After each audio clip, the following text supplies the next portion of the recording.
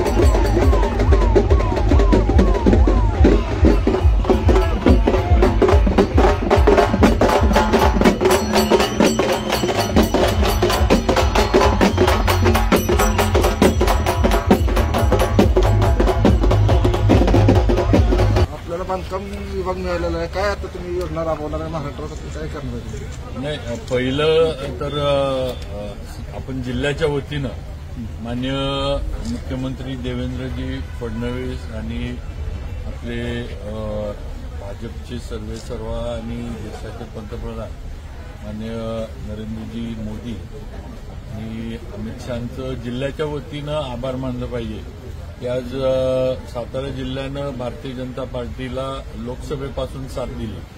लोकसभेला उदयनराजेंना निवडून आणण्यामध्ये सातारा जिल्ह्यातील सर्व कार्यकर्त्यांनी, भारतीय जनता पार्टीच्या आणि मतदारांनी पक्षावर विश्वास ठेवला, आमच्या राज्याच्या नेतृत्वावर विश्वास ठेवला, देवेंद्रजींवर, आणि उदयनराजेंना दिल्लीत पाठवलं.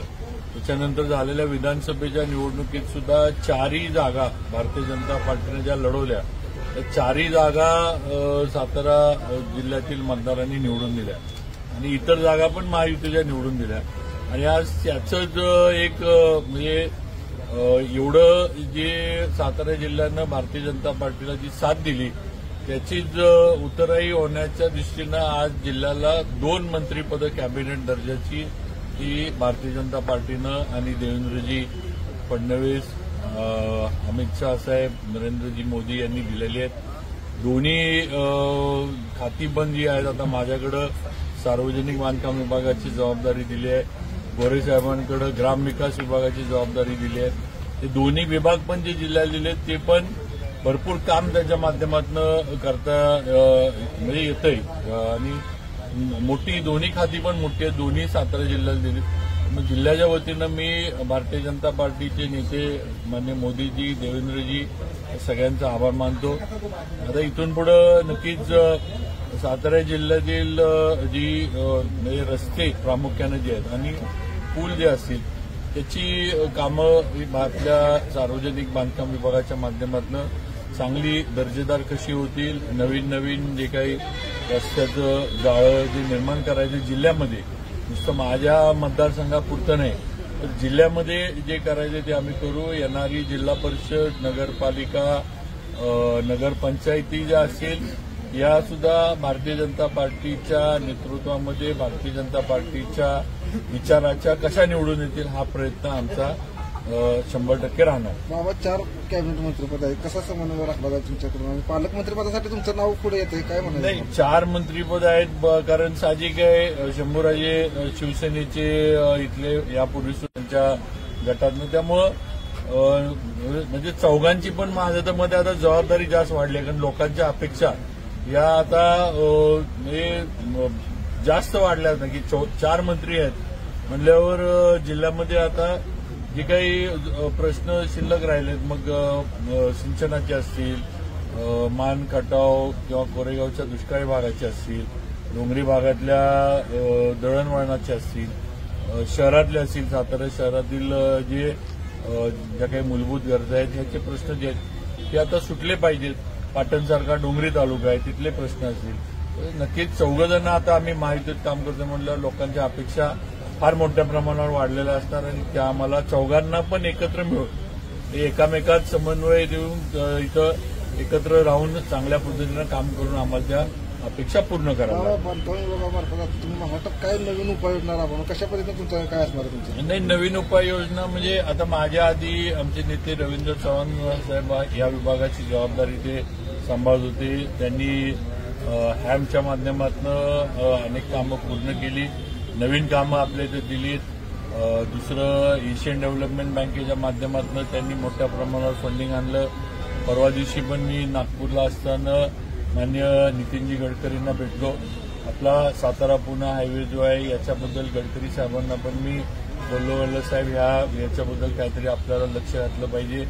आणि त्यांनी मला त्याच दिवशी सांगितले की रिलायन्सकडनं मी हे काम लवकरच काढून घेतोय आणि नवीन डीपीआर नवीन सगळं याचं ते म्हणले मी तयार करतोय. नवीन एजन्सी या रस्त्याच्या कामासाठी हे पुणे सातारा हायवे नॅशनल हायवेच्यासाठी मी देणार आहे.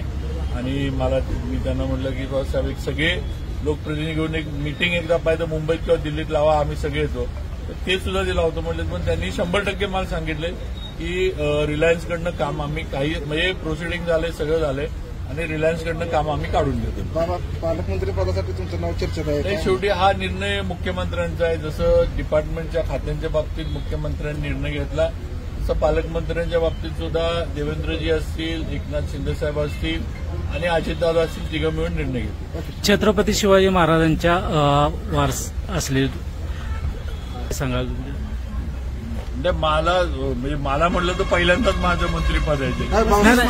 भाऊसाहेब महाराज उदयनराजेंनंतर तुम्हाला भेटलेलं आहे ना? आता मला वाटते 30-35 वर्ष झाली सातारला मंत्रीपद नव्हतं आणि मतदारांची एक मनापासून आता निवडणुकीमध्ये एक भावना झाली होती किंवा यावेळेला सातारला मंत्रीपद पार्टीनं ही अपेक्षा सातारकरांची पूर्ण केली. आता आम्ही जी अपेक्षा आमच्याकडनं सातारकरांच्या आहेत मंत्री म्हणून माझ्याकडनं त्या पूर्ण करण्यासाठी नक्कीच पूर्ण ताकदीनं प्रयत्न करतो.